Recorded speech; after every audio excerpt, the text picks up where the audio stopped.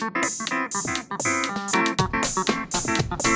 this is the episode where we go over Ichigo's mom path. And we can finally say... No, we're not gonna say that word. We're gonna avoid that word like the plague. We're gonna avoid that word like the BBC avoided using the word COVID while social distancing. A Gary stew. Oh, is that the word you're thinking of? Yeah. What are you gonna say? I mean, the relationship between Ichigo's mom and Uri's dad. Okay, no, let's go into that. Hi, I'm Annie. I don't think it's incest. And I'm Minty. I said explicitly not to say that word. And this is FunUntitled, where we say every podcast with an FU. I nailed it. So, Bleach 1000-Year Blood War. The arc everyone and their grandmother's been waiting for. Everything but the rain. Did you like this arc? I think the past is cute. I think it's just to explain things that they've already established in the plot. Like, it's fine. So, Ichigo is sad because he just fought for like 3 days straight and in the end was said, hey, get the fuck out of here. And then we have to hear the black guy say 1,000 times, you and I know it. He doesn't know it. How did Renji know? On day 3 of him protecting Ichigo's ass, he was like, boy's not fixing the sword. It's not gonna happen. Renji just screams out, he's not doing it! Can we just end this? Or maybe all the enemies, right? When like Renji was fighting them, they're like, you know what? You cool, G. We like you. And Ichigo just kept punching him in the dick, like, fuck you, fuck you.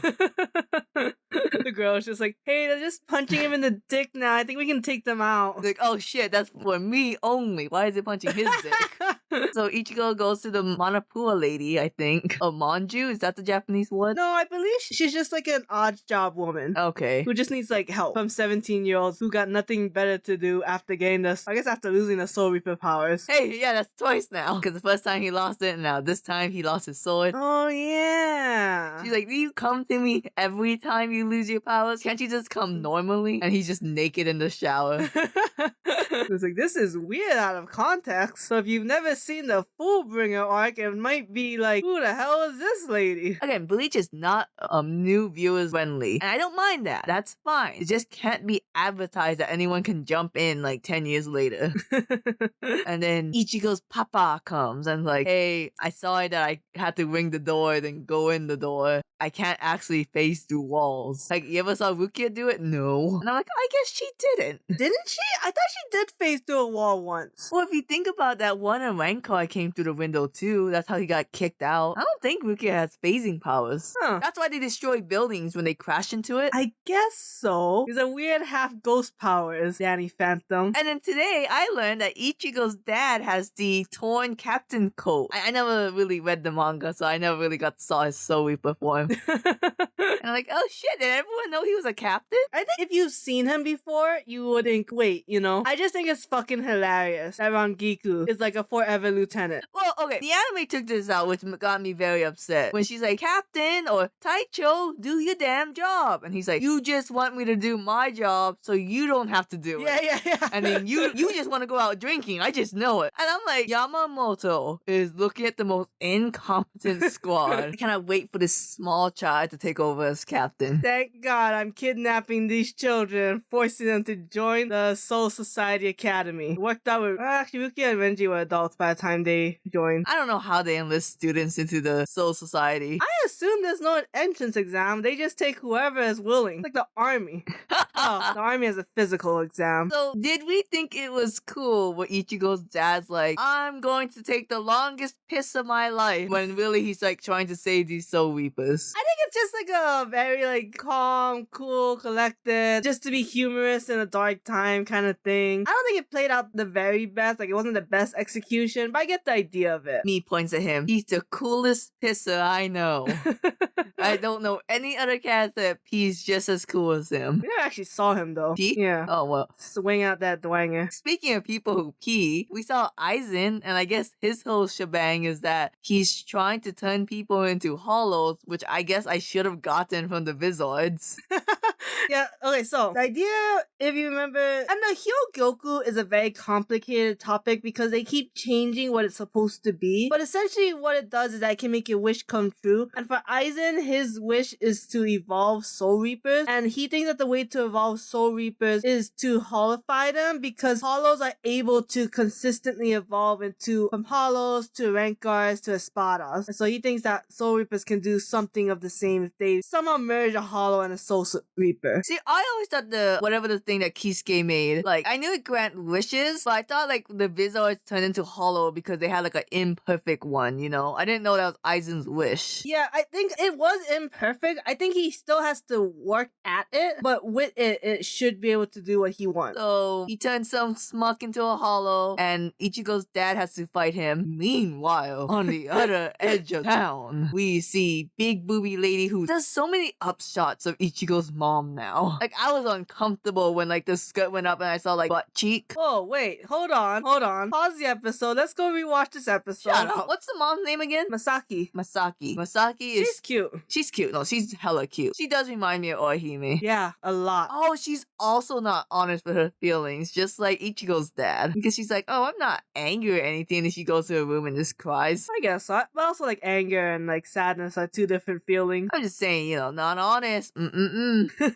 So she's getting chewed out by Uru's grandma. Oh yeah, it is his grandma. Yeah. And she's like, my husband has not been home for years, and you gotta, like, sass me by not going to your training. Uru's dad's like, Mom, shut the fuck up. Get out. You're in a loveless marriage. He's like, I'm trying to protect the Quincy blood. What are you doing? So are they actually related? Because it seems like they aren't related by the way they talk. And she was just like from another family with Quincy blood. No, I believe that they're cousins and they both have full Quincy blood. So you telling me the anime censored the fact that they are full-on cousins? Yeah. How dare this anime?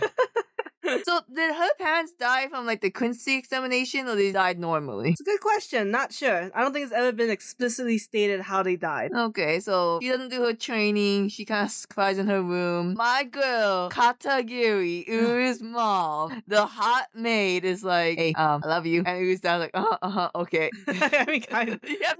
You know, she's like his confidant. Yeah, no, don't get me wrong. I'm just simplifying it here because... No spoilers. If I had to go buck wild now, then I can't imagine what would happen later. And then Ichigo's mom was like, Masaki, you said? Yes. Oh shit, someone's dying out there. I gotta go. You think for someone who's willing to go out and save somebody would practice more? Yeah, I was thinking the same damn thing. Like, and then we saw her not fucking practice when she just got bit by the weird demon hollow. And she's like, this is alright. I got like a tiny bone arrow. Pew! And I was like, girl, why are you getting yourself get bit? This is how you got lost to Grand Fisher. You just let yourself get bit and thought nothing would happen. Wow. You would think though, she did practice, she'd be able to aim for him. I mean, you could say he was moving fast, but I mean, if you were practicing, you'd be a Quincy that'd be like Gatling gun, rapid firing this shit. Can I say real fast, Ichigo's dad having fire powers, I'm like, why did you do this, Tight Kubo? You just did a fire battle. Also, I am pretty sure they established that he had the same powers as Ichigo. That's why he was able to teach Ichigo how to do the, I forget what Ichigo's move is called, but the one where he slashes and throws the black moon at enemies. Oh yeah, Zonkyo Ketsu. Yeah. Like otherwise, he shouldn't be able to teach Ichigo. But clearly it's Burn, what's his name? Bullshit. And he has flammable blood. How much liquor does he drink? Yeah, that was weird, right? There's a joke from Inside Job that's like, my blood is type O shit. Oh, that's funny.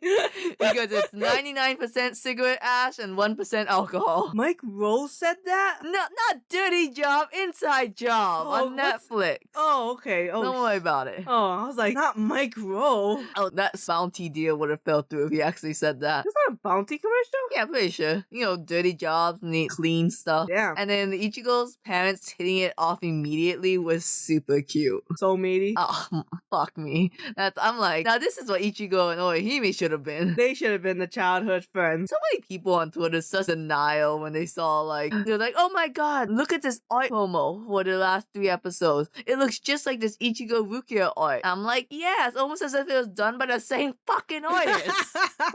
Wait, I'm going back to what you said about Ichigo and Orihime should have been childhood friends. They should have been childhood friends. They were just like classmates that barely knew each other. They knew each other like since middle school, I think. Him and Tatsuki are childhood friends. What the hell? Yeah, that's why Tatsuki was always always protective of Ichigo, even though she didn't do anything. Then we go to the after credit scene of Uru in the rain meme, like, oh shit, my whole world's turned upside down. I'm a Nazi. And Oh then my god. the blonde hottie that looks like Rose was like, yes you are, join us. Come hit her. Even though I think you're like only 3/4 Quincy. Yeah, I think so. I would say, cute pass, great animation. Oh, the lighting with like the orange fire from the dad, the blue arrows from the mom, and then like when they finally like actually do meet, the lamppost like magically appears to light both of them up. Yeah, it was fantastic. I mean, the color theory in this show is on point. There's a little bit too many times where they're really dark with just one light rim. And like I'm talking about when Ichigo and his dad was talking in that weird nondescript living room. Yeah, well, I'm here for it.